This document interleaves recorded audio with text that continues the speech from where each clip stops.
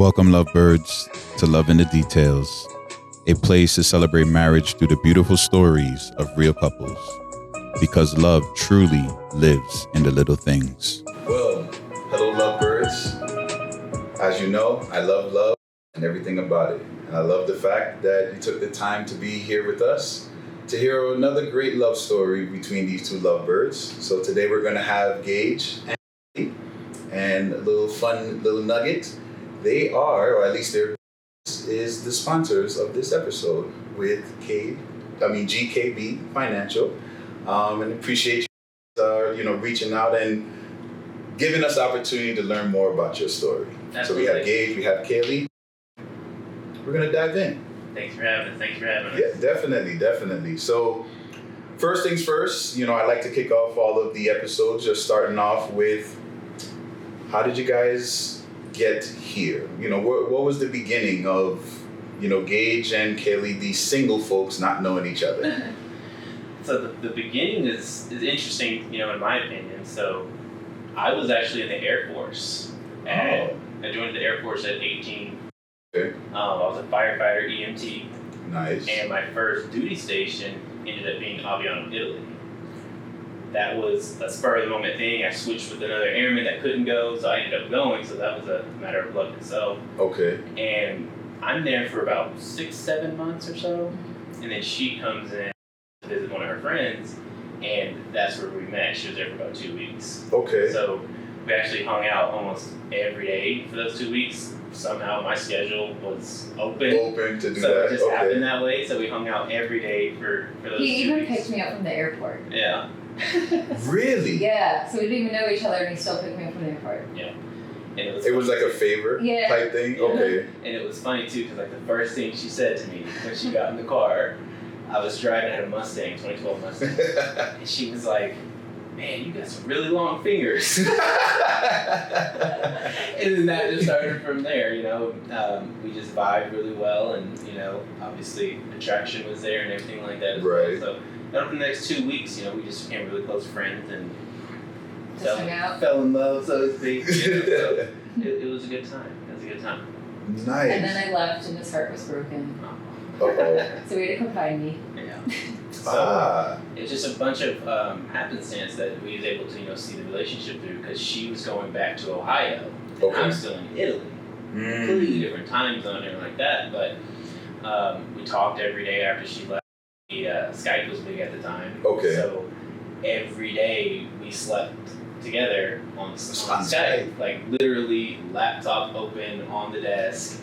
She's sleeping, I'm sleeping every day for the next 7 months. Mm-hmm. The next 7 months, and then different topic for different podcasts. I was in Italy at 18, 19, and the drinking age is 16 for beer and wine, 18 for liquor. Right. I wasn't mature enough to handle that and like that, so a series of decisions led to me getting removed from the Air Force on July 3rd, 2012, which worked out really well because I was supposed to be in Italy for another 2 years.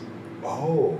So then I'd come to Oklahoma, July 2012, she's in Ohio, and we talked back and forth like, oh, you're going to move down here, or I'm going to move there, and I don't remember the exact reason I ended up moving, but regardless of the reason, it was the best decision I could have made getting out of that environment. And January 2nd, I moved to Ohio. We moved into our 1-bedroom apartment. And, we just started our life together. We didn't have anything to our name. We slept on a pallet on the floor. I brought a 32-inch TV in the back of my Mustang that followed me from Italy. Had an Italian plug and everything like that. So that was on a little milk crate. Yep. We were out for months. No bed, no furniture. And come to find out when we moved out of that place, we were getting our deposit back and stuff like that. And the landlord said, y'all are the only people here that were paying full price. Everybody else is on Section 8. So we didn't even know at the time what Section 8 was, but we were paying regular price for this area, and we found that out after we left. Mm-hmm. So that was the start of our journey in Ohio. We did schooling, both had jobs after a while, and we just started building from there. And it's funny, so, one thing that, between, I would say clients, my online course right now, intentionality is something that I feel is very important in any relationship, right? But especially in dating, getting into the courting space, I think that's something that helps couples be successful right away. So for both of you, what was those conversation like with being intentional about finding ways to make the long distance work? Because I think especially for any single folks that are gonna listen to this episode, drop some nuggets and enlighten all of us on what those conversations look like and sound like during that time. I think for us, we both were just not looking for a relationship. I think we just clicked as friends. So I feel like our conversations, I was my honest self, he was his honest self, and I think we weren't lying to each other, we weren't gaslighting each other, like we were just very open and honest the whole time. So I feel like that honestly built the foundation for everything for us. We were just very, very easy to talk to. He was for sure. And I think if I could add to that as well, we didn't have a conversation per se about the intentionality. We're 18, 19. We're not thinking that. But thinking now, the intentionality was shown by an example of what I just told you, like every day communicating with each other, doing the Skype thing every day. Right. So we demonstrated the intentionality by our actions, and that's one of the reasons I think it worked out really well. Yeah. So I like to say that we did long distance for a year. We couldn't do physical. We couldn't do anything like that. So we had nothing but intentionality and building a foundation. So when we came together, it was beautiful in a way, in a lot of chaos. Yes. Trying to figure it out. And it's like on the second day of being in Ohio, second day, but we had a year. Right. Yeah. Yep. And then that was the start of that journey with the parenthood as well. So I think we awesome. just genuinely liked talking to each other. Like I would be at work and he would be sleeping or whatever. My computer would be up, and then when it would be time for me to sleep, I don't know. We just really enjoyed talking to each other. And I think sometimes that's a lost art in relationships. I agree. Is not just communication, because I think sometimes, folks really don't understand the importance of communicating versus conversing, right? Because I think when you're actually having those conversations, especially when they are transparent and honest and open, I think you get an opportunity to really learn your partner, right? I think it gives you an insight to not just how they're thinking, but also how they're feeling, right? And there's a lot that you can remember and take away from that. So, Gage, I'll start with you. With understanding, what your situation was at the time, what were some of the little things that you started to pick up with talking to Kaeli every day that you realized, all right, when we actually are physically together, I have a blueprint on, some of the things that's going to make her happy? I think it goes back to just the year we had to literally dive into each other's minds, each other's souls, in terms of what makes each other tick. Right. So at least for me on my side, it's I kind of already knew, exactly the man that I wanted to be, and eventually the father I wanted to be, but also the husband that I wanted to be. So having that foundational knowledge of who she was, her background, what made her tick, I kind of knew where I needed to come in. And I think, like she said, we kind of just clicked. My personality lines with her personality. Time for both of us, so it's not like one person's trying to whatever. And the Subway, she's a sandwich artist at Subway. Love that. And I'm trying to impart how much time we spent with each other, but she would go to work, and I didn't have a job for the first 6 months. I was just got to go to school and everything like that. Every day she was at Subway. I'm in the corner at Subway. Doing schoolwork the whole time. You're already getting emotional. You already got to get emotional. My bad. No, it's good to feel this type of stuff, but we haven't really relived everything in one sitting, so it's good. But yeah, I think we were just ready to hit the ground running. You know, you have all this desire to be with someone, and you know, start this journey. The outcome was with someone. So whenever we were able to make that happen, it was easy. It was easy. So the relationship dynamic is always easy. Yes, I agree with that, because it actually takes me back to when my wife and Davina and I officially made ourselves a couple. It was literally the same type of thing. Like, you know, she already worked at a college, and you know, for me, with getting ready to be done with school, like I was at that point already finished playing basketball. I just always wanted to be around her, so that I would just go to the school. It helped because I went there a couple years prior, and I would just be in the background, you know, just being around her. Yeah, like, and I think a lot of the times, even just hearing other people, like especially on social media, if they're telling their story, I think we latch on to the physical connection as far as the attraction piece, right? But I think understanding how important it is to be in each other's presence and appreciate, you know, those times and make the most of it, right? It's a different level of multitasking. Right. That, you know, how I kind of look at it. But again, you know, seeing your sandwich artist in full form, like it, at least from a male perspective, and you can tell me if I'm wrong, it makes you feel like you got something else to brag about. Yeah. In the most simplest way, because you're seeing her in her element, right? And it's like, I don't know, like those angel lights that will come down and be shining, you know, behind you. At least from that, when you realize, like, I really love her. Yeah. And I want to see this thing even further than I can probably imagine. So, like, at least for you, you know, while you're doing your work and just being present in the moment, what were some of your thoughts when you started to really, like, hone in on, like, yeah, this is my person? That's a good question. I mean, I think the answer's easy because we've discussed this in the past. But before she even left Italy, after those 2 weeks, I kind of knew. You know, because it's like we both always been the type of people, like, we don't waste our time, even at that young age, even more so now. Right. So I don't think either one of us would have even embarked on that journey if we didn't already know that there was something there that was very unique and very special. You know, because when she left, you have, in my mind and in her mind, I've never for years in Italy.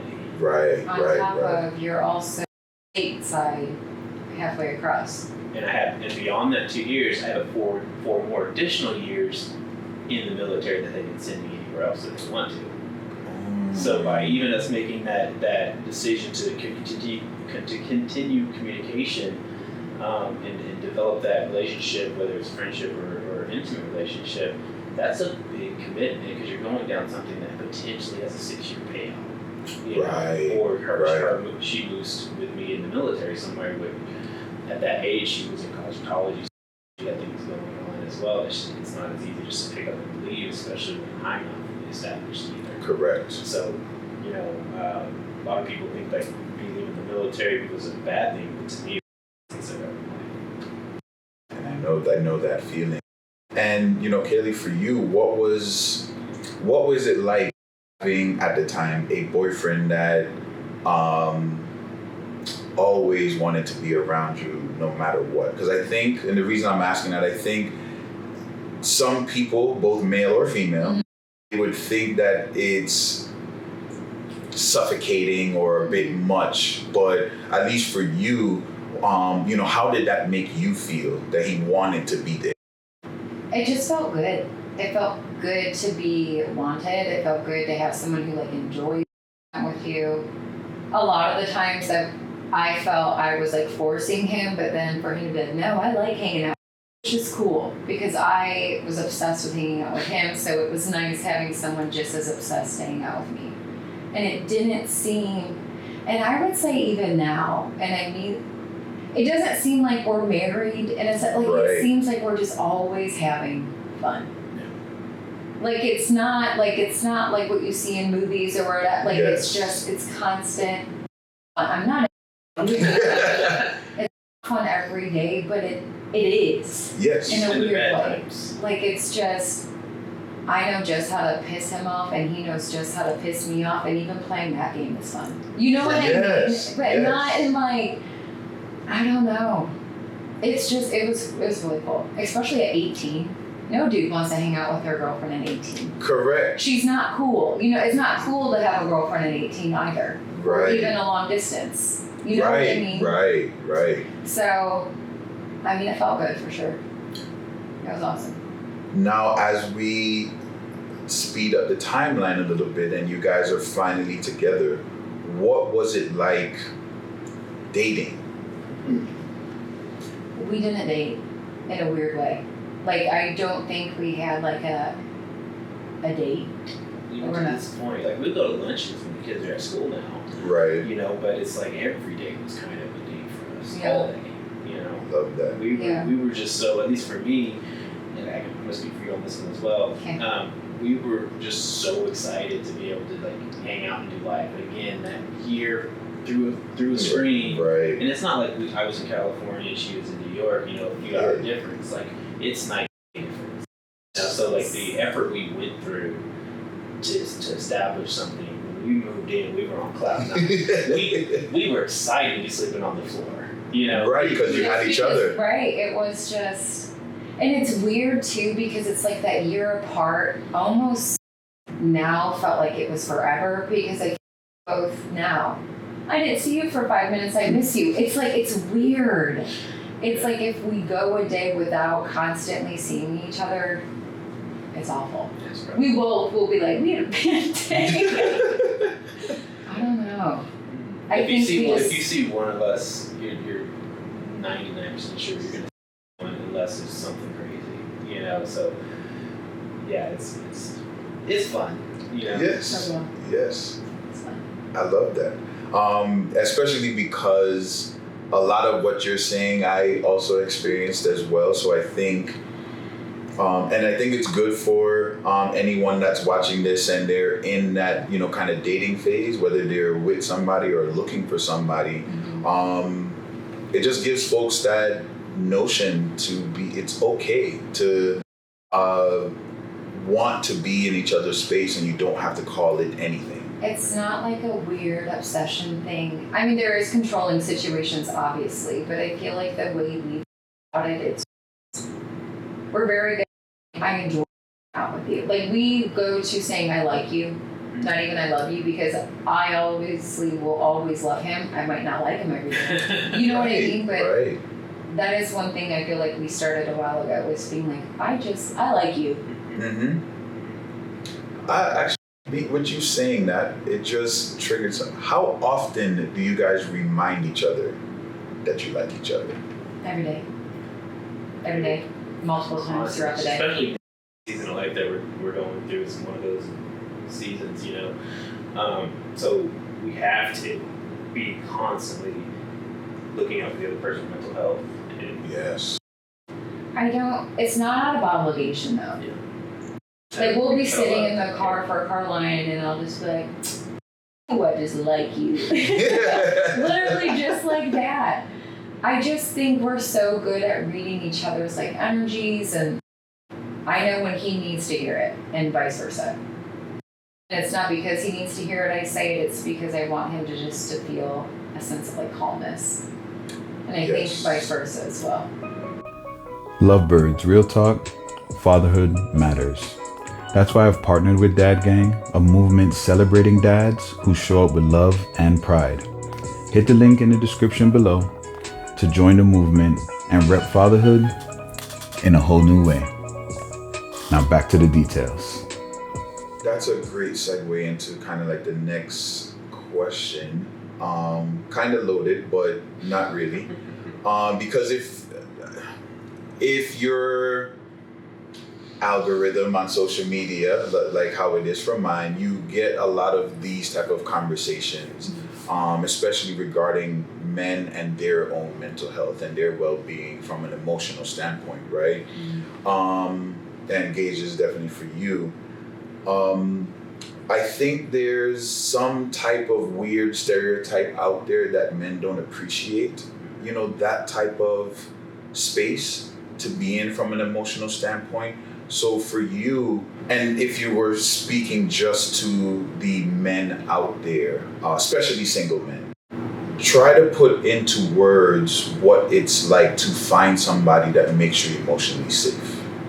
You can't, you can't put a price on that. You can't. To me, that's so rare, given the climate of people out there. So you have to find the person that allows you to have that mental space. They actually encourage you to have that mental space, because from the men's perspective, you don't know the type of person you're going to get to with them. You're living with them on a daily basis. Are they receptive to you having mental issues coming to them? It only takes one time for you to say something the wrong way or dismiss someone, then they no longer feel secure in that. We've dealt with that in periods in the past, but as long as you keep acknowledging that and always want to improve for the other one, that's the biggest thing. You always want to improve for the other one. What do they need? So not only they can have a better life, but I can have a better life with them, and then we both can have a better life for our kids. Right. So improving and everything like that within your relationship. Right. But I think it comes down to finding someone who truly is meant for you in a way. I think that's very major. I think we were fortunate that was the case. I was more reserved earlier on, for sure. Maybe it was just young and kind of naive and wasn't even in tune with my own emotions.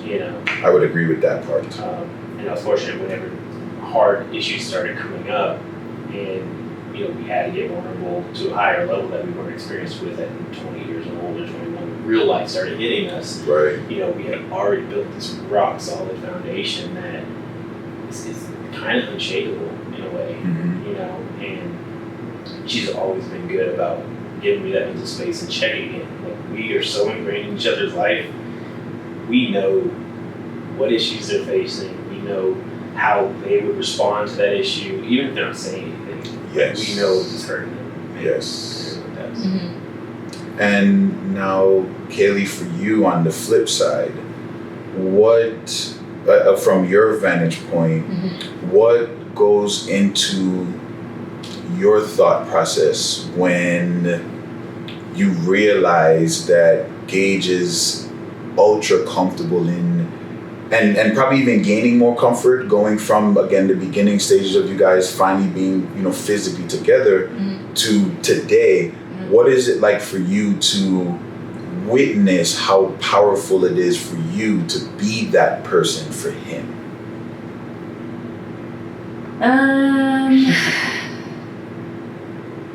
I think it's like an honor. It's an honor just to be that person that he can dump everything onto. Like, that's a cool feeling. I think it's cool because it's like you're allowing me the space to make you happy. You're not going out to find it anywhere else. Like, you are giving me the chance to fix, even if I didn't break it. Right. You're giving me the chance to fix you and help you. Not that he needs fixing, but right. I know what you mean. You're allowing me to be a part of your healing. Yes. You're allowing me to just be the person to hug you just because you need a hug. Like, it's weird. It's really cool. It's an honor for sure. Especially for someone like him, it's a big honor. I actually like that answer, because when you get to the point of of being married, when you have the understanding of how important you are to that person, and it's more than physically showing up, right, or filling out an application and I'm writing my spouse's name where you have to fill that stuff in. It's way bigger than that, right? And I think sometimes that we miss those opportunities to tap into that and to understand how important being there without either having to say anything or physically having to do anything, how important that's going to be for our partner, right? Yeah. Like, just his presence is just calming. Like, him just being there is calming. Being out in public without him is weird, but with him it's just my eyes could be closed and I'm just frolicking around. You know what I mean? Like, it's cool. Because I think what, and I think I've noticed this heavily, especially when my wife was in the hospital. A lot of folks think that this, and in relationships, that's not realistic. And sometimes we get, whether it's in movies or TV shows, like, it's almost like we get surprised at times if we're following along the theme of whatever the show is. The moment there's that bump in the road, we're thinking like, oh, what's going on? No, that's just life happening. Right? But to know that you have that safety net that is not going to allow you to, nosedive, that safety net is going to allow you to bounce back up. And you're going to keep going and, making these waves regardless of how high or how low they go. That person is going to be there for you, right? So fast forwarding a little bit, you mentioned parenthood came into the equation, relatively early. So for you guys, how has becoming parents influenced the growth and the evolution of your relationship together? Our kids are our life, and I think if we weren't in sync with that, it would not work. I think if we weren't in sync with understanding that he's still my number one priority, I'm still his, but we still have these two little babies that we created together, and we want them to be the best version of themselves. It's like, we've always thought about it like, we'll have our time. Right. That's why when you ask us about dating, it's not our time. We had our son, after 9 months of moving in together or whatever, and then for both of us, that flipped the light switch, and when that switch flipped, we've been laser focused on all accounts to give them the best life, give each other the best life, kind of sacrificing our time with each other, not going on date nights. We've never had a babysitter to this day, really, except for our in-laws, Right.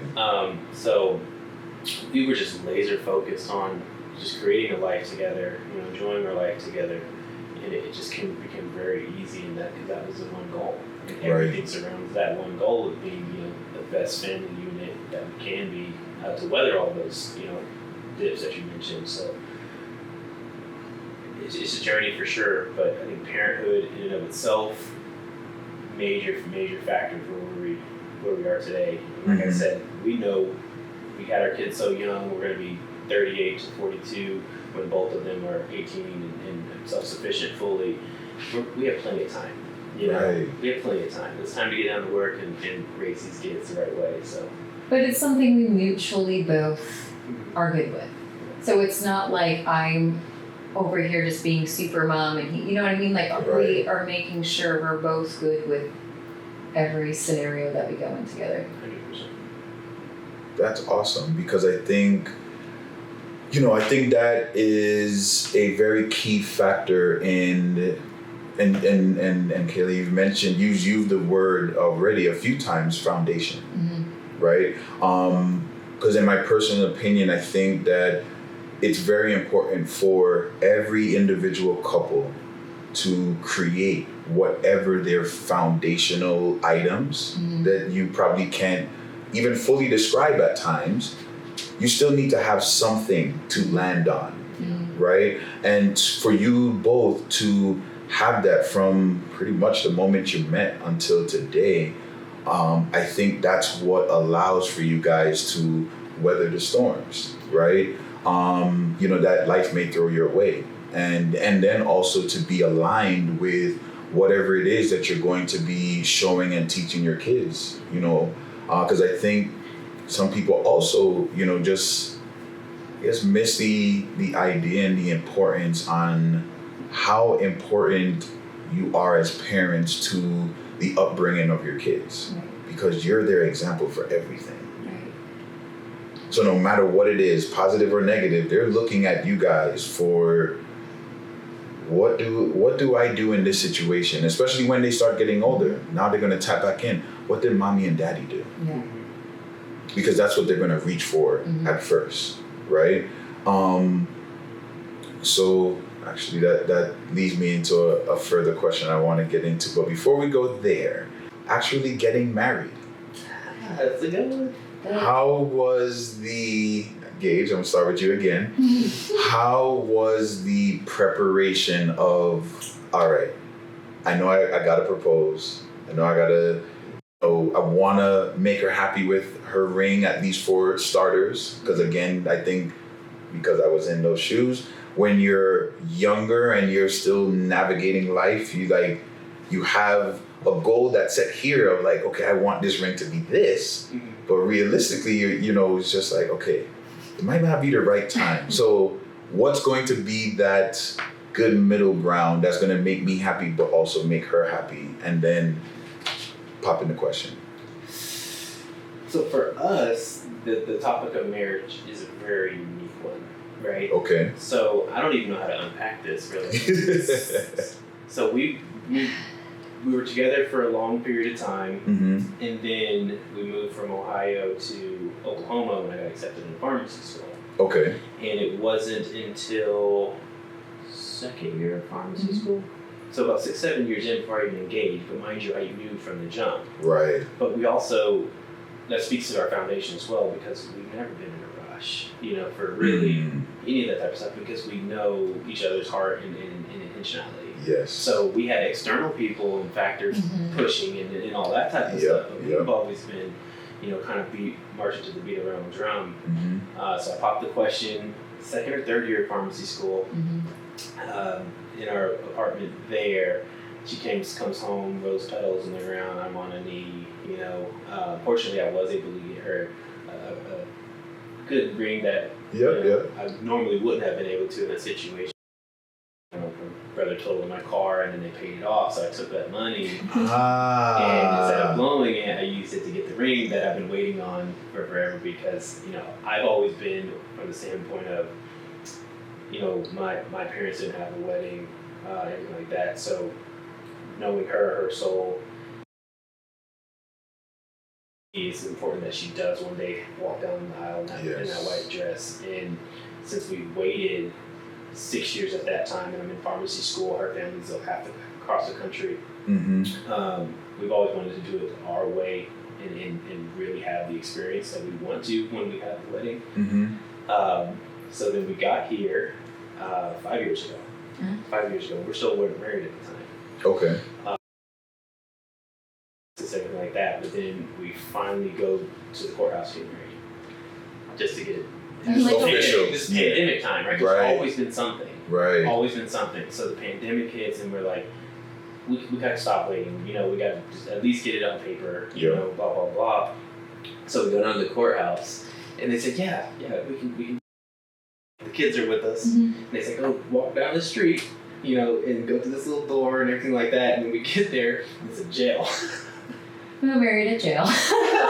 So it was a jail, and he's like, you need 2 witnesses. Mind you, we just got here. We don't know anybody. So we turned to the crowd of people waiting. They may have been waiting to get booked in. We don't know. But we got our 2 witnesses. So that was... But after we get married, we go home. He immediately leaves to go to work that night. Yeah. So very nonchalant. It was very, I think our wedding picture, I'm in a sweatshirt in the car. And I think that might have been subconsciously intentional, because if you're shooting for this event to happen one day, you don't really want to mentally recognize as much as you should when you should, because you're taking away from that moment. Yes. If that makes sense. Yes. So that's, at least for me, why it was even today we have 4 different anniversaries, and which one do we celebrate? And then when we actually have a wedding, it's going to be another one. So we have to which one are we celebrating? We got to get on the same page. But then fast forward a little bit, pandemic ends. We're more stable. We have our house. Careers are cooking and everything like that. Yep. We put down a deposit on a wedding venue. Nice. And this was 30 minutes from here. Did the invitations. She has dresses upstairs, white dress, everything like that. Everything planned to the T, everything bought, everything ready to go. Yeah, and talking about one of the difficult times, the wedding was scheduled for this is it. I was thinking the 13th for some reason. October 5th, 2024. Okay. Oh, this is recent. That's when it was scheduled. Uh-huh. It happened. Invitations went out. People had to book travel to come in. What happened a week before that? The The hurricane. hurricane. Right. So we had to cancel that, and then didn't get any refunds for anything. It was all paid. Didn't get any refunds. Oh my goodness. And then we rescheduled it again. For October 11th of this year, to then find out the wedding venue we chosen was being shut down June 8th. So yet again, we had to cancel our ceremony for this year. So now we are in limbo. We are on full pause. Until Holy what we moly. want to do and how we want to do, but like it's just the universe continually whatever. But the joke's on the universe because we're vibing out anyways. Yeah. And I actually love that response because, again, I think, and anyone that's watching this is probably going to agree if they had a challenge, right around, their wedding day or after, is not, those situations are literally unwavering when you are rock solid with your person. Yep. We get a conversation too about canceling it. We're like, no, we're just gonna do it, and it kind of goes back to the things like we've waited this long. We're gonna do exactly what we're gonna do. You know what I'm Yes. saying? So we scrapped it, and now we're in a holding pattern. Makes rest. So, man, I think for anyone that, especially from the outside, that has even probably, let's just say, given up on, doing the ceremony, right?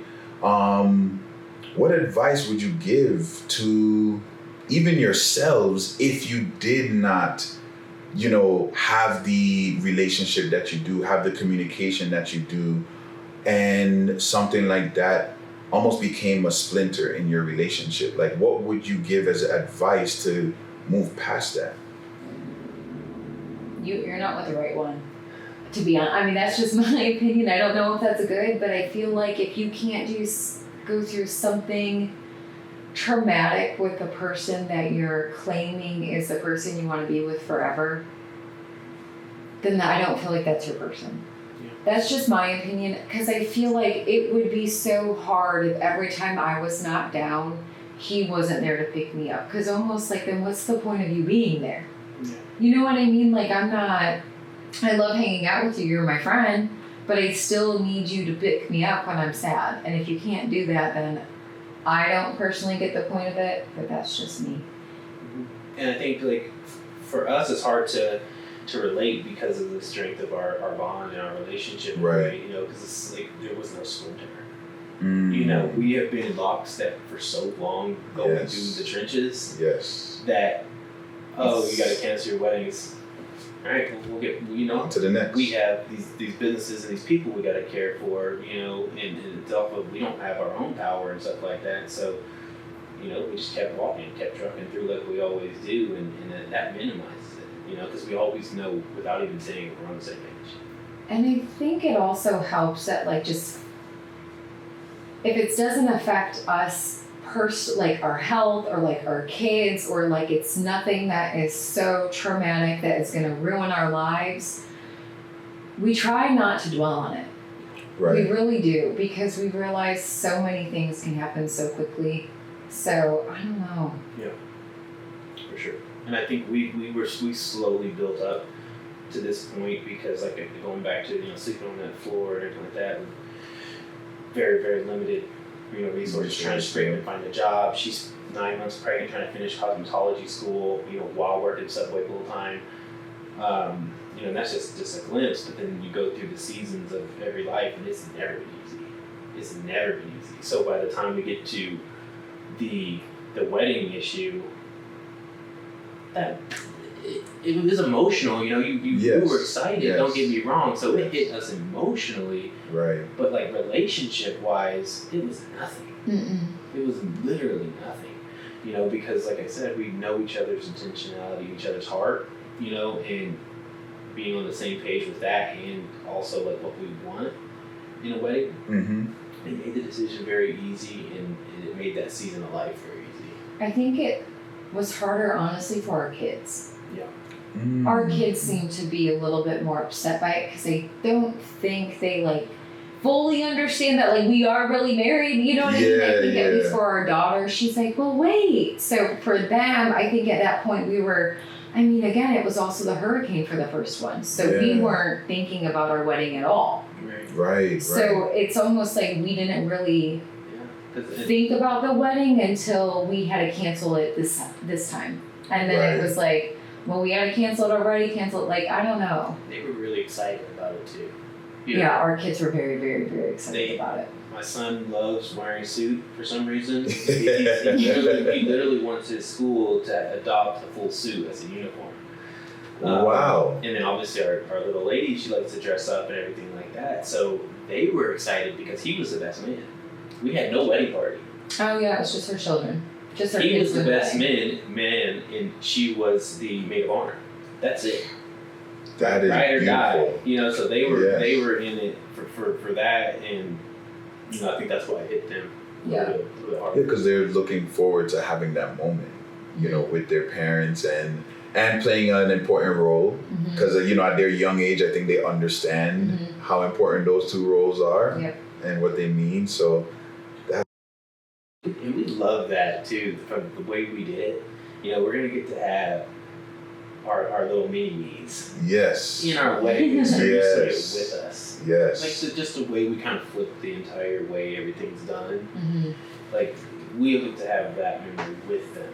Yes. You know, it's not like look at us in this picture you were in mommy's belly, which that's beautiful too. Don't get me wrong. Yep. But for us, like looking at the benefits of the way things just transpired, you know, they're going to be in those pictures and they're going to have vivid memories of that day. You know, that's really cool. And I think when they become adults, they're probably going to appreciate the fact that it got delayed again, right? Because they're going to be older, right? There's going to be a different appreciation and understanding of the gravity of you know what's going on, what's taking place, how involved they are. Right.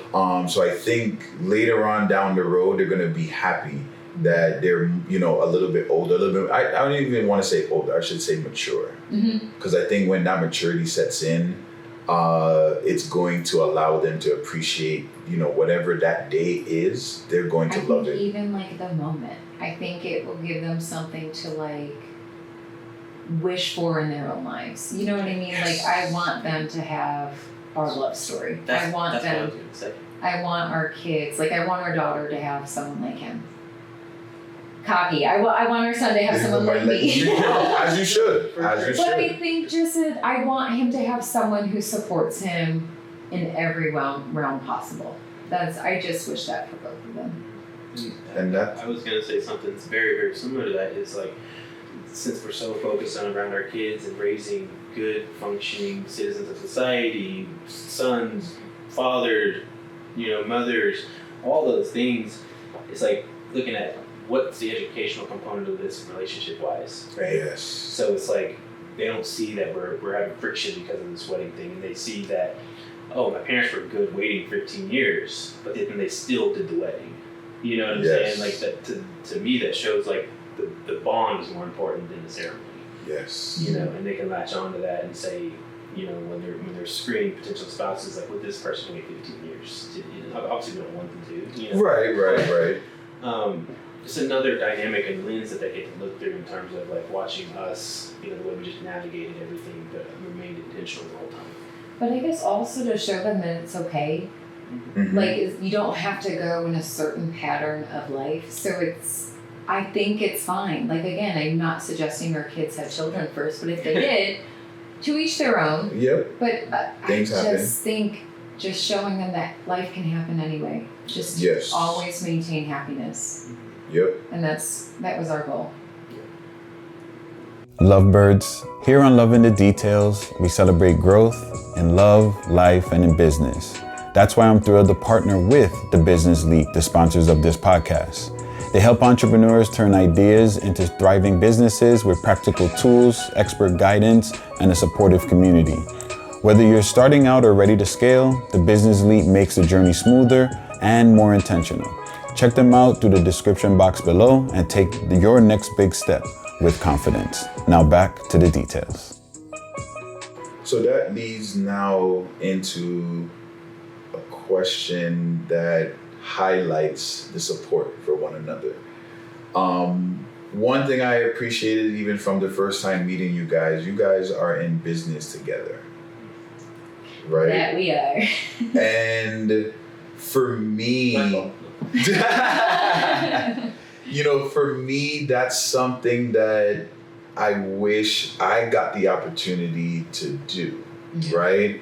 Because I think that's not as common as it probably should be, because I think there's at least one thing that every couple probably does very well together, that they might be able to show people, teach people, sell, anything like that, right? So I guess walk me through, number one, the conversations of wanting to start a business together. They ain't my ideas. So I can speak from my perspective on why it was important for me. Yeah. Then Kaeli can elaborate on her side. But when we first got together, I was raised in an environment where was a single mom or anything like that, but she would have these relationships and then it'd be financial issues, stuff like that. Mm-hmm. And so what I took out of that, you take the do's and don'ts from these relationships, but what I took out of that was, never fight about money, ever. So when we first moved in together, no job, nothing to my name, she had a job, had stuff to her name, we, from that point, merged everything. Like when we were all in, and that's just where we've been since then. Mm-hmm. It's been, I don't like the term 50-50 because that's not, the context that people take it's not what I'm referring to. Correct, right? Because that's not realistic. Right. It's, what's mine is hers and what's hers is mine, right? And so we've had that from embedded in our foundation that we keep referring back to is there. Mm-hmm. So a couple of years after that is when, I got passionate about business. Mm-hmm. And I waited because I was already going towards the pharmacy path and stuff like that. So I had to make sure that this family has a foundation. So I've seen that through. And then once that was seen through, and then we started getting to work on the business side. And every time, we tried something and it failed, whatever, she was there the whole time, helping me and everything like that. So when we got actually formed legally and everything 50-50. Like legally on paper, the business 50-50. Right.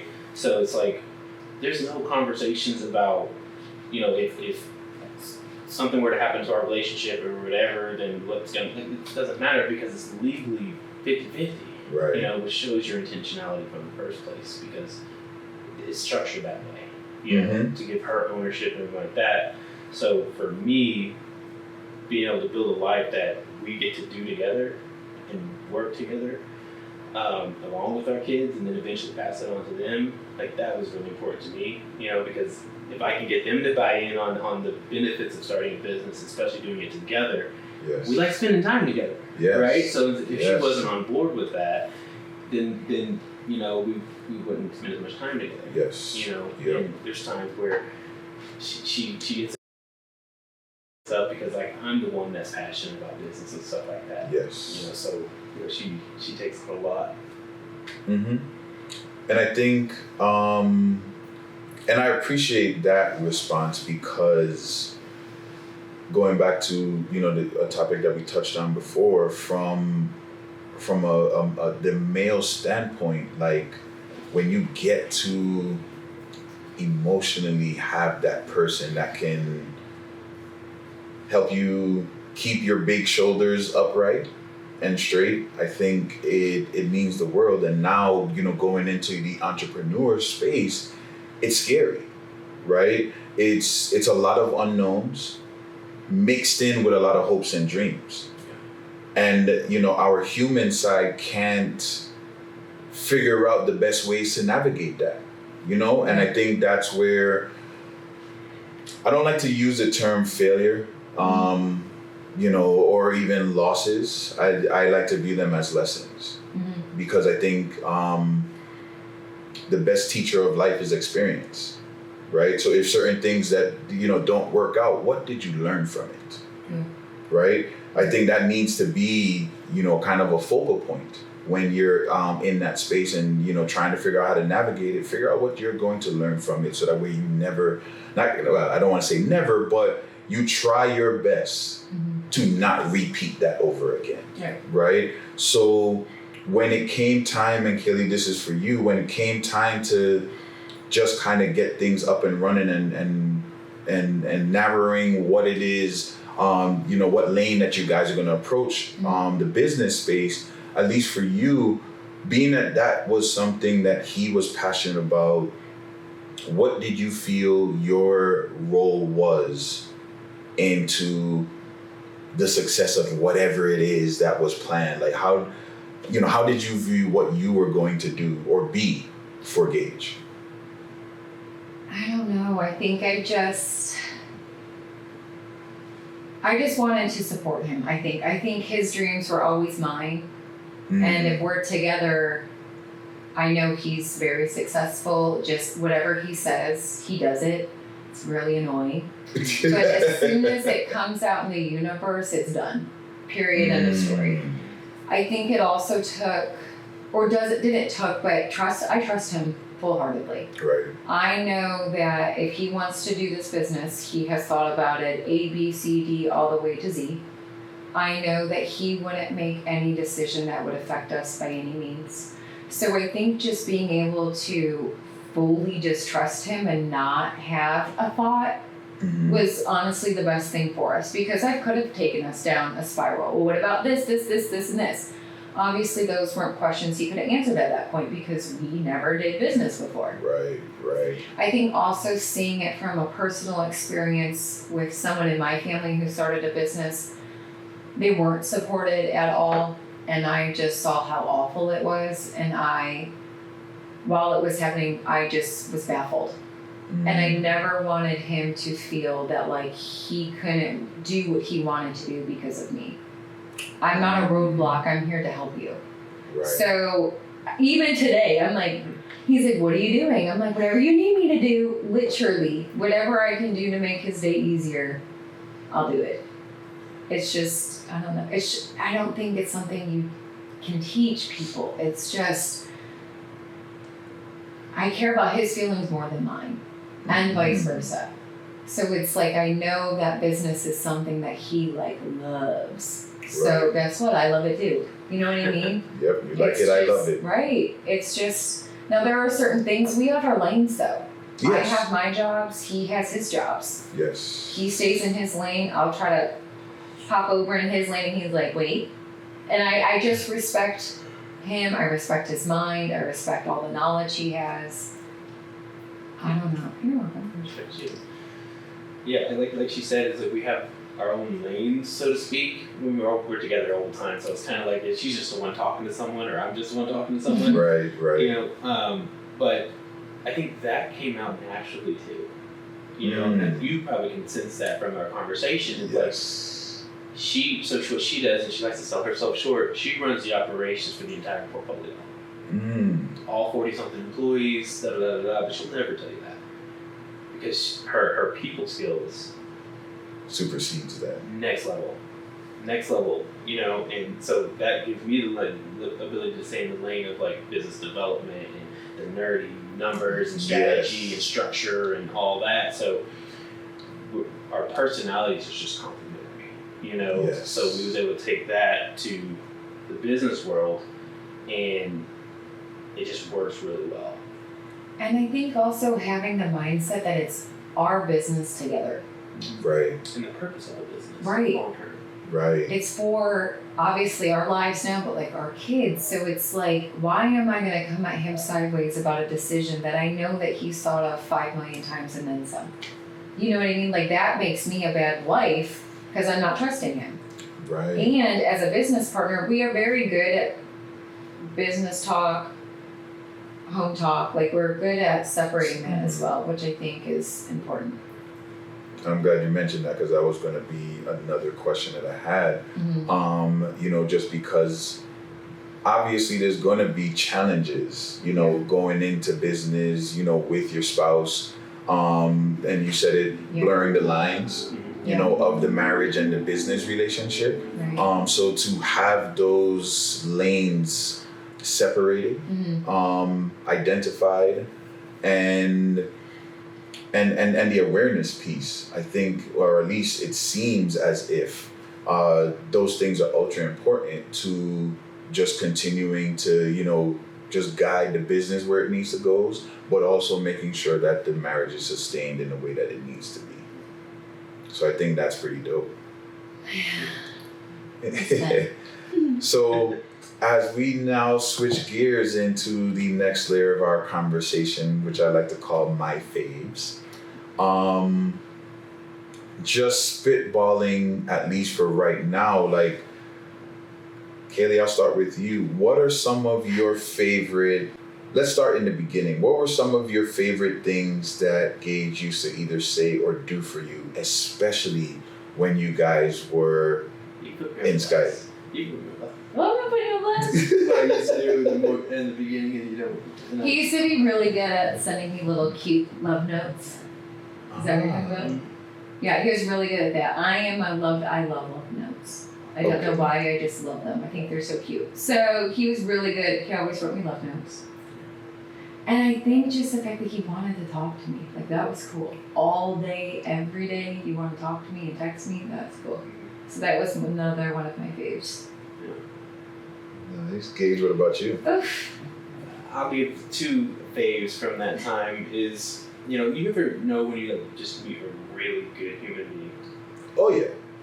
That, it just poured for her, and then the fact that she wanted to talk to me. Right, you felt like. See, and I get emotional when I talk about this, because we don't sit down and talk and relive or even recognize where we are today. That's exactly why I created this podcast, just so you know. So, she's the reason I'm able to be vulnerable in a lot of these public spaces. So, it was just a connection that we had. I can't explain it because I lived it. I can't put it into words because it's still sitting here. So. Ooh, that was good. That was a bar. Can we talk business? Well, being that you said that, we're gonna jump around with this, because I think again, I did say jokingly, but part of the reason I wanted to start this podcast is I don't think we all give ourselves those opportunities to relive, a lot of those favorite moments, right? We know they existed. Yeah. We lived through them, but why don't we revisit them? And I think that's something that we all can, do a better job. So for those of you that's watching, I hope you're having the conversation with your partner after this episode is over with, because we all need to hear it from time to time. Absolutely. Right? So even you brought up business.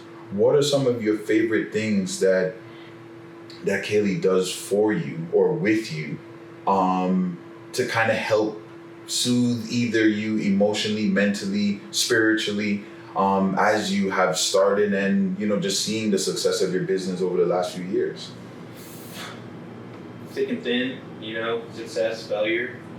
We have, built something that's really great now, but that wasn't always that way. Like she mentioned, having the trust in me for all my half-brained ideas. We'd start something and it wasn't a success like we wanted it to be or whatever, but we took those lessons and stuff. But every time she's in the trenches with me. Right. You know what I mean? Right. So when it came time for the next thing, don't know what your role is yet, don't know what mine is fully yet either, but we're in the trenches, you know, and we just figure it out. So I think for me, is having such a supportive wife that can see the vision that I have for our family, and she's just fully in it. Like I said, she took over the entire portfolio management because I was still working a full-time job, Mm-hmm. you know, and all this other stuff that I had going on. So she absorbed it, Right. you know, at the detriment of herself. Mm-hmm. So That's a dope, Yeah. you know, just I guess favorite piece of that, because I think that can get lost in translation at times. You know, because life is coming at you fast when you have a bunch of different layers, you know, from the business standpoint, right? Because not every day is going to be, you know, peachy. Yeah. You know, when you're in business, especially when you start getting to the point of having employees, having multiple clients, things not going the client's way. How do you Yeah. rectify that? You know, there's so many different ways, having to, you know, juggle personalities and, you know, Yeah. everything, you know, that comes with that. Emotionally, it's a lot. Mentally, it's a lot, Yep. right? So when you have that person that you can tap into for whatever they're going to supply you with, you know, with that energy, with that support, it goes a very, very long way, right? And when you're living it, sometimes you may forget to show that appreciation, right? So I think that's why conversations like this are very helpful. Switching gears a little bit, favorite part, then Kaeli would come to you, favorite part of watching Gage be a dad? Oh my God, everything from everything. He is probably the best dad out there. Our son, I was sitting in the car with our son yesterday, we were talking about him, and he's just so cool. Like, just the fact that our son thinks he's cool, and we kept going, he Googles him at school. It shows people him. Like, I like my dad, don't get me wrong, I wasn't Googling him. You know what I mean? I wasn't out there saying my dad, but like, he can take himself out of any scenario and make himself this small so they can feel this big. He can sit there and joke with them. He can sit there and be stern with them. Mm-hmm. But so lovingly, where it's like they don't feel like they did anything wrong. They feel like we're just having a conversation with Dad. Yep. Dad's talking to us, like, let's take it serious. Right. It's fun now because our son's getting older. Mm-hmm. So he's turning into a little young man, and it's his mini-me. And it's such a cool thing to watch because his mannerisms are now on our son. And I love it because it's literally his little mini. And then I hope she looks up to him, and I know she does, but I hope she has someone just like him, and he is showing her that she doesn't deserve anybody less than him. Oh, and he yeah. even wants someone better than him. Like, Yes. he is just, those kids are his life, and you can tell. And at least for me, also being a parent and kind of sharing that same sentiment, and actually you mentioned this when we were off camera, like my son's mannerisms are becoming his, right? And wanting him to, you know, grow up and be better than me, that's something that I live by, and I started telling him that since he was 9 years old, right? And even with the conversation him and I had at the hospital when my wife was about to pass, like, that was something that I wanted to make sure that he understood, that I was very serious about. Like, I know mommy just told you that, you know, she wants you to be like me. Mm-hmm. I don't want you to be like me. I want you to be better than me, right? And that's something that I think as parents we always would think about it, but I think we probably don't vocalize it enough. So that way our kids understand the why, and then fast forwarding, whoever their spouse is going to almost be like a split mirror image of that opposite parent. So I think we probably need to be a little bit more cognizant of how we pour into our kids, pouring into them very, very early. Because I think children don't get enough credit for how smart they are. Especially this new version of children are These new kids different. are weird. It's like they're born with a chip in their head. Like the things they understand so early on, like so I think we need to, put a little bit more on their plate from a teaching standpoint, right? Because they're never too early to learn anything. No. Right? He never talks down to them. They know they're human beings. Mm-hmm. They're not getting screamed at. They're not getting Belittled. ever. Like our daughter will cry, he's a puddle on the floor. He's just so in tune with their emotions, so in tune with their needs, so in tune with their wants. He knows when they need their space, he gives it to them. You know what I mean? Yes. He's very respectful of them, which a lot of parents aren't with their children. Mm-hmm. And I appreciate that. The fact that he actually treats them like humans and Right. not just little mini robots Yep. that we produced and just here. Yes. And now that you got a chance to catch your breath. I know, and I'm like, oh, he's coming to me next. And I wasn't talking. But for you, what are some of your favorite things with seeing, Kaeli as a mother?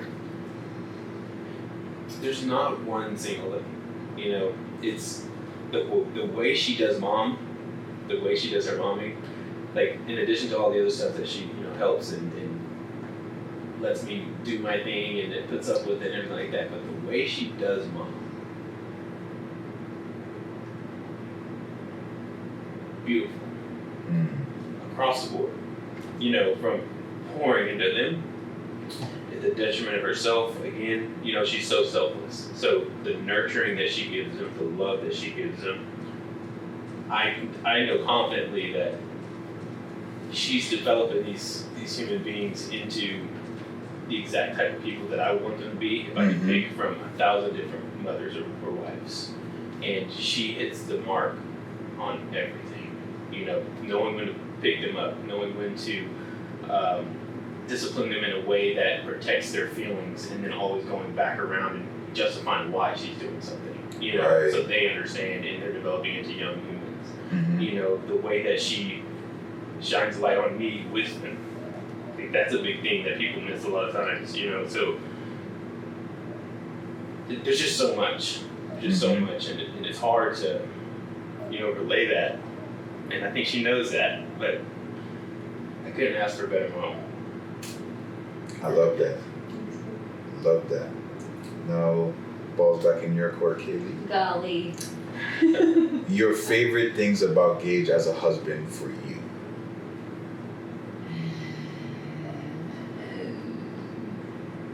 I'm crazy. And he just loves every part of my craziness. And I think that's just... I'm crazy in the sense where it's like I am all over the place. Like 1 minute I could be laughing and then I'm pissed 2 seconds later. The next second I don't even know. I like that he completes me. I like that he's just the missing link. Love that. I mean, we walk together our legs do the same thing every time. At the same time. You know what I mean? Yeah. He's really good at making me feel secure. He's really good at making me feel I don't ever have to get out of bed, ever, because I know how I'll handle everything. Mm-hmm. But we're fighting each other to handle it for the other person. Constantly. Right. Yeah. He's not emotionally driven, which is perfectly fine, Right. but he knows when I need emotion. You know what I mean? Like, Yep. he knows when I'm not good. He knows when I'm not okay. And he will do everything and anything to make sure I am. Right. Might not be immediate. Might not be when I feel like he should do it, but he'll do it. Right. Right. He is very good at splitting himself up. He's very good at making himself tired for us. Like, he's just everything. He's a great provider. Weird. To each their own. He laughs at all my jokes. That's cool. I don't know. I think I just like him. Mm-hmm. Just him. You're just a cool kid. Love Since that. you're coming to me next. Yes. Go right ahead. Go right ahead. You know, I said it earlier, but I'm just trying to emphasize how good of a person this is. You know, she puts herself on the back burner with everything, right? So when you're naturally that type of personality, that's what you do, you show up tenfold. Yes. Because you put yourself on the back burner so much. You know? Right. So she goes above and beyond in every aspect. Right. Every aspect. You know, she allows me to lead the household. You know, she allows me the space. I mean, we dialogue about things and everything like that, and everyone has their opinion. But like the fact that she respects, you know, the direction. And right now, for example, it's 50-50 on paper for the way we have it structured. We make the exact same dollar amount. Right. Right. But in a lot of situations, some people they go to their head and everything like that, whatever. But she always maintains me in that frame of leadership. You know, so that's just one example of something that I truly appreciate as a wife. You know, in addition to the mother and the good human stuff. But I want to touch on that. Now you're making me feel like you do, because you went so good. You went so hard. Yours is better. He thinks about me in ways I feel is not common. And I can't. I'm 50-50 of an idea that I didn't think of. That in itself is weird. That's not normal. I'm 50-50 in everything that happens in his mind when I did nothing to build it by any means. I am just the person that hears it at the end. The idea. Just the idea. The fact that he is very smart, and he's very, very smart, but he'll still ask my opinion when we both know he knows the answer. We both know the way he's going, but he cares about my opinion. He cares about breaking down everything for me. He cares about what I think. Right. That's not very common either. He Right. wants to make sure I know everything every step of the way. His communication is great. And if he doesn't communicate, he'll apologize in the back end and say, hey, this is why, X, Y, and Z. Period. Next question. I No. was like elaborate on that with an example. Yes. You know, like that was an example of a time where it's like I made a decision and I didn't tell her. Okay. And I think that's probably the only time. And that was when she knows about it now. But I had to wait till it happened, you know. Yep. Because it's like, and I'm saying this as an example to show like how much we look out for each other. So I know who she is in terms of what she needs her life to look like for her to be happy. I'm a nomad. I can be happy anywhere. Right. I can live anywhere. It doesn't matter. Right. But I knew like for her, I knew what she needed to be happy in what environment we were leaving from Oklahoma, figuring out where we were going to go. Right. You know, and this was our ideal location, and we talked about it for 9 years. Or not 9 years, it was almost 9. 9 years, we knew we were going to end up in Nashville because it's halfway between Ohio, halfway between Oklahoma. So before we even knew I was accepted in pharmacy school, any of that stuff, we pulled out a map and we found the closest Native American healthcare facility in between, picked Asheville, North Carolina. Never been here, nothing. So that was the plan that we started embarking on way back when, and it's like it was my job to make sure everything hit to get there, right?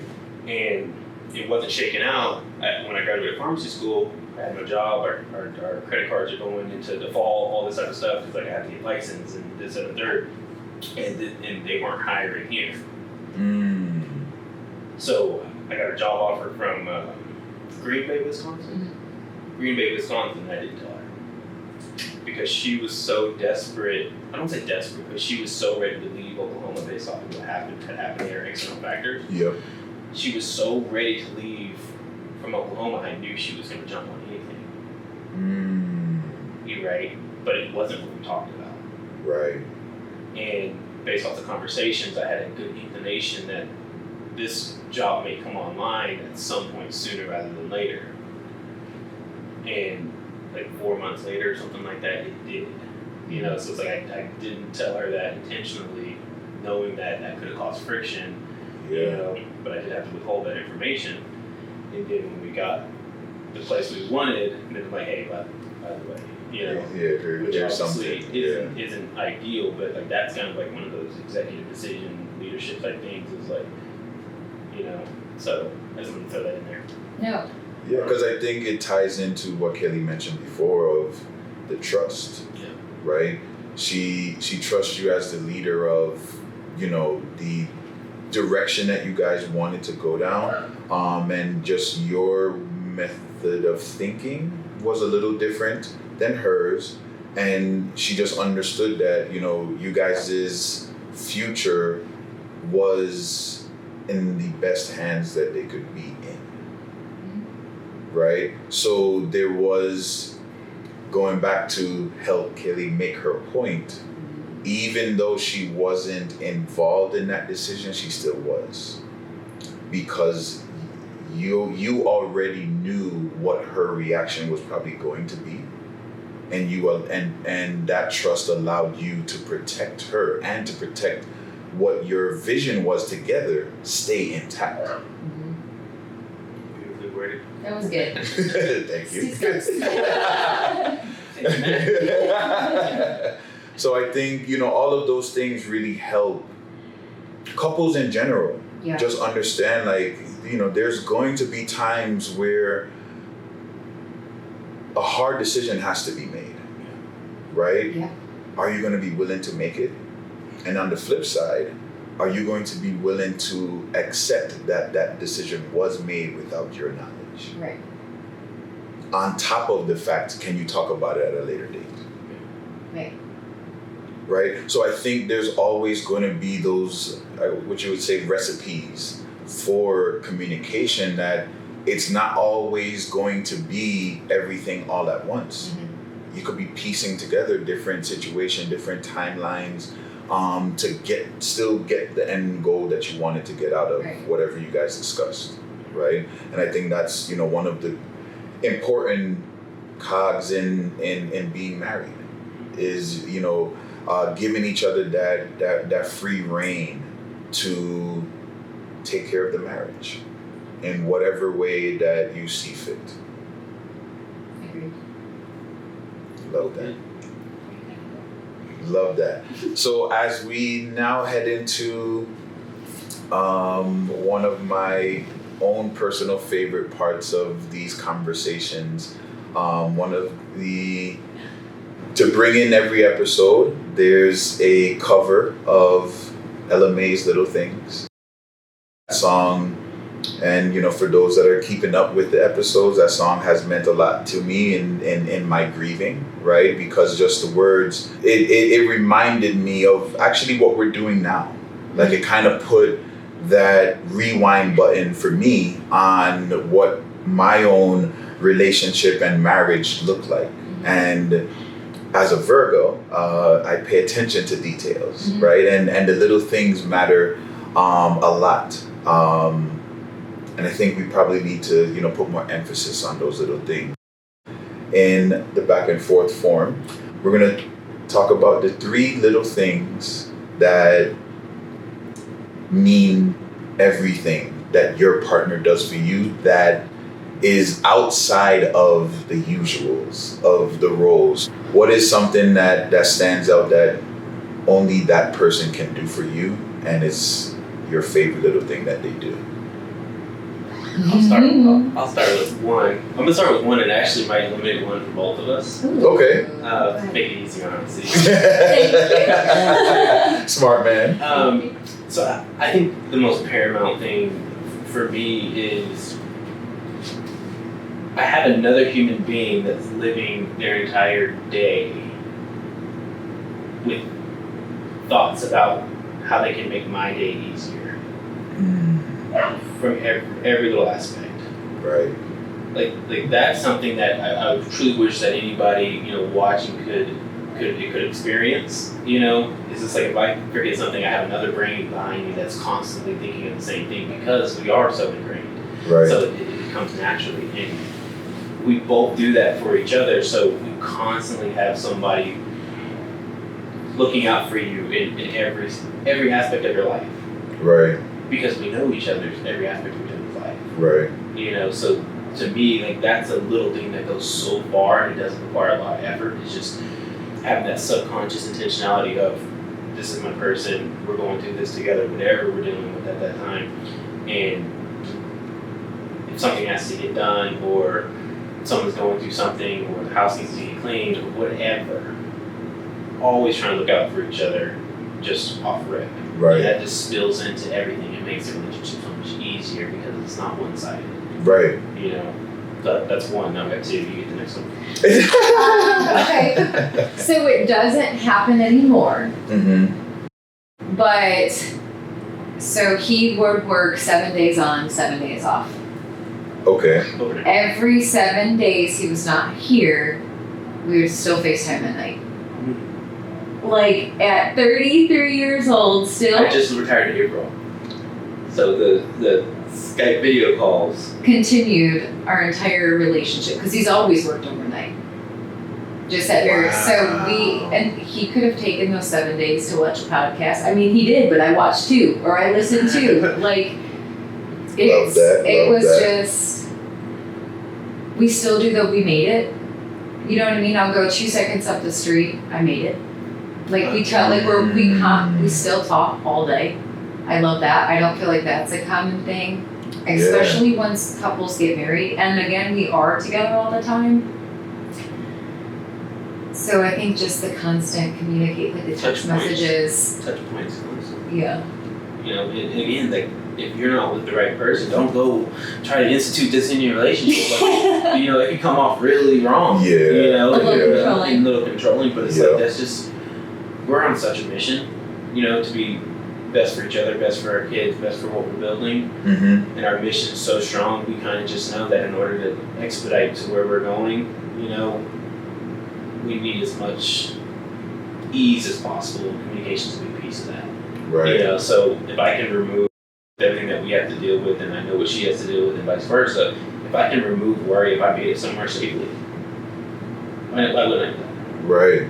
You know what I'm saying? Yep. Or if I'm leaving somewhere and, you know, coming back home, or I'm going from one of the locations to another location, like, what if something happens to me? As ingrained as our family is, you know, like, she needs to have that peace of mind. Hey, I made it. Mm-hmm. So it takes me 2 seconds. Yes. So something that takes 2 seconds, people tend to just forget and neglect. But that 2 seconds can lead to such a powerful dynamic in terms of communication that I would recommend anybody that can successfully do it, try, you know. But again, you have to be with the right person that doesn't, that it's okay if you forget to do it for a couple days. Right. You know, it's not expected. It's that's the dynamic, but you have to be with the right person. Mm-hmm. You know, so I agree. I'll add something else that I like. We're going to 7 now. No, go right ahead. Keep on going. He never comes. Can I cuss? He never comes at me with some like BS. Ever. Mm-hmm. Like he knows that we just get beat by everybody else in the world. Like he never comes to me with some craziness ever. Right. Like he's just very respectful. Like my headspace. He's very respectful of like having the conversation. Vice versa. Like it's very. And I don't feel like that's common either because it's very easy to like point the finger or you didn't do X, Y, and Z. You know what I mean? Yes. So I do appreciate the fact that like seeing him doesn't make me think, oh, a headache's coming. Mm-hmm. It's I get peace. Mm-hmm. You know what I mean? I get a calming when I look at him. It's not like I look at him and I'm like, oh my God, what's he gonna come at me for now? You know what I mean? Yes. So I think even the simple of just having him be my calm, that's a favorite. Love that. You want to add anything else to this? Nope, we're done. Love that. No, just to add on it, and again, it's like some of these are overlapping topics, but she mentioned headspace. And it only works because we're so ingrained in our daily life that we have that ability. Yes. So it's like with everything that we're dealing with, like even in this current season, like business-wise or whatever, she will automatically filter stuff that she knows that, you know, is this this issue, or is it this issue, or is it a doomsday issue? You know, she will automatically filter on my behalf without me having to say anything. That's just with life in general. So we have a big day tomorrow. There's about 10 things I need to tell him after this big day. See, she won't even tell me that because now she knows how my brain works. Right. But it's to save you from yourself. It's saving me and allowing me to focus on what I need to focus on for the betterment of our entire family and vice versa. So, like that came out yesterday or 2 days ago. Mm-hmm. Something with one of our employees came up or whatever, and she's like, "Oh, I tell you that like 2 weeks ago." And I was like, "No." And she's like, "Well, yeah, I figured it wasn't the right time to, tell you that or whatever." And I'm like, "Thank you." Yeah. Right. Because it was like some BS drama that It's not needed for your ears. Right. Yeah. Right. And a lot of the times going back to the trust word, you got to trust that person is going to make the executive decision to protect you. Right. So I think that's pretty dope. So what I like to do to wrap things up is just kind of give my opportunity to just recap your story for you. Because I've had some folks that has challenged me, like whether it was in school, at work, they're like, there's no way you're gonna just remember all of that stuff. Actually, even in school, in classes, I had a professor that, quick story, when you're a basketball player or any athlete in college, you have some professors that once they know that you're an athlete, they treat you differently. Let's just be real, right? Because a lot of the times they expect that the athlete is going to try to get by off of the strength that they're an athlete, right? So this particular professor started day one, he handed everyone their syllabus, and by the time the last person got their syllabus, he said, in my 20 plus years of doing this particular class, this subject, I have yet to give anyone an A. I'm like, what? How is that possible? And how does anybody allow that, right? But the competitive, petty person in me, I'm like, no, I gotta change that, right? And that particular semester, I had him for 2 different classes. So it was a statistics class, but then also an intro to theater. He noticed after the first week, I didn't take notes. So in the statistics class, he called me out, like, how in the world are you doing what you're doing and you're not taking any notes? I said, I am living in the moment. So when you're teaching something, I am absorbing what you're saying. I'm absorbing what you're writing down. Because if I personally start to try to take notes and write it down, I'm going to miss exactly what you're teaching. Right? And he saw that again for 2 different classes. And my other classmates in statistics started hating me after a while because guess who's finally getting an A? This guy. That's awesome. And I remember he started grading on a curve, right? And the moment he announced that he was doing that, I was like, oh, damn, I just became public enemy number 1. So, and the reason I kind of told that is because I want folks to understand that these conversations are not rehearsed, right? I really want couples to just pour into, what their beginnings have been, go down that road of memory lane, right? Because I think we should do that a little bit more often, right? And I hope that this podcast allows for more of those type of conversations between couples. But for me, just getting the snapshot of you guys' journey, there's a lot of it that reminds me of my journey with my wife, Davina. Especially starting off with nothing, right? From my perspective, because thankfully I found the right person that didn't care about that, right? Because one thing I overheard her tell some of her friends was, I'm marrying him because of the potential I see in him. And I felt that with both of you when you started telling your story, and then the appreciation that you have for one another is, for the folks that are not in the room, they might have heard it, but to feel it is something different. And I like the fact that you guys still focus on some of the little things that you did when you're just 18 years old and you're still doing it now. Because I think sometimes we allow life to distract us from that. Kids, bills, work, careers, businesses together, sometimes we forget about the person that we're laying next to as the individual, right? And you guys haven't strayed away from that. Gage, specifically, I like the fact that you are willing to brag about your wife. Me too. Yes, right? She won't. Because I think and we all do this, men and women. When it comes to our partner, sometimes we hold back from shining the light on them that they need shown on them. Mm-hmm. And the fact that you guys continue to do that, continue to actually like each other and do those things, I think is very important, as you continue to get, grow together, from a business standpoint, from a marriage standpoint, from a parenting standpoint. I think all of those things are just going to be a recipe for continued success in everything that you guys do, because you're doing it together, right? And appreciating that space of, I don't want there to be any missing time with one another, right? I think that's something that, again, as you guys continue to get older, that there's going to be moments that you'll be able to tap into, and it just puts a smile on your face, mm-hmm. right? Because everything you were feeling and experiencing in that moment. But when you think of that favorite thing or that little thing, it's just going to brighten your day. It's probably going to take you out of a funk, mm-hmm. right? If for whatever reason, whether it's work or family or something that creates that, you have to, spend a couple of nights apart, you'll always have those things to fall back on, right? And even when life is lifing, and there are those rough patches that come with being married, you have so much ammunition to fall back on that it would not get to the point.